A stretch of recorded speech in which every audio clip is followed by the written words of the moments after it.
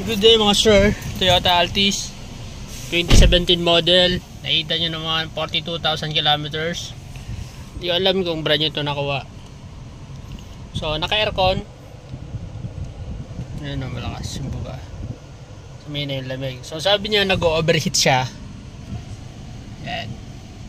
Pero naka-engage yung aircon yan. Off natin. On AC. Ito na natin sa auto. Yan, auto. Yan, naka-aircon na yan mga sir. I-check natin kung gumagana yung pan, radiator fan motor. So, meron kasi yun high and low. So, tingnan natin radiator fan motor niya. Kasi, kumukulo daw eh. Kumukulo yung coolant niya mga sir. Ito, bagong-bago po. Ito, nakikita nyo ito yung mga mark na ito. Ito yung sign na lumabas yung coolant. Problema natin, naka-aircon. Hindi gumagana yung radiator fan motor. Jom! Oh. Pakikuha ka ng range dyan.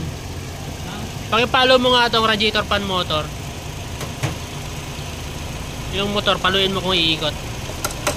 Uy, yun, galing mo, umiikot ah. Ay mga sir, umikot yung radiator fan motor niya nung pinalo.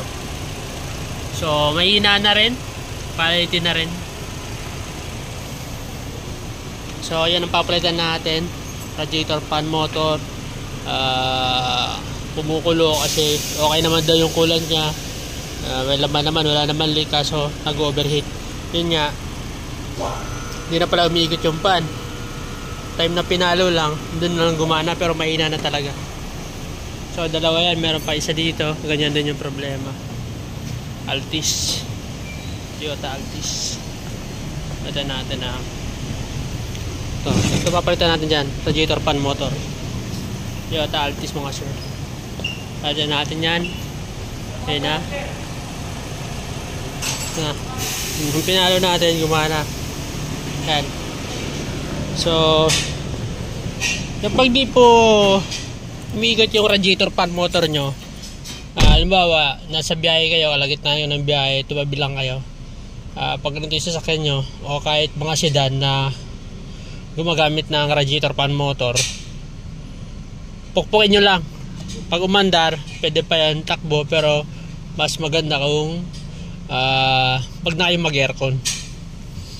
Kung umandar, ibig sabihin nun, nag-i-stack up na yung motor. So kailangan nyo na talagang papalitan yun. So mas maganda sana kung huwag nyo na paabutin sa ganun, papalitan nyo na. Pag naghihinto-hinto na, pag naramdaman yung umiinit yung buga ng aircon, tapos tumataas yung temperature, papalitan nyo na. O kaya pa-check nyo muna, pa-double check nyo, kasi marami din pinagmumulan ng pag-overheat. Hindi lang naman dun sa radiator fan motor, maraming cause.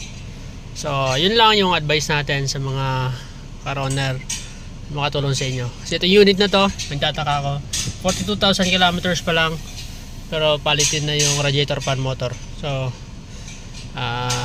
ngayon kasi hindi na maganda ang masyado yung mga parts, parang disposable type na, tapos mabilis nang bumigay. So part na rin siguro yun ng strategy ng mga manufacturer ng parts. So yun lang po, maraming salamat. Na share natin yung knowledge or yung information about dun sa pag-overheat ng isang sasakyan, yung sa mga sedan na gumagamit ng radiator fan motor. Maraming salamat. God bless.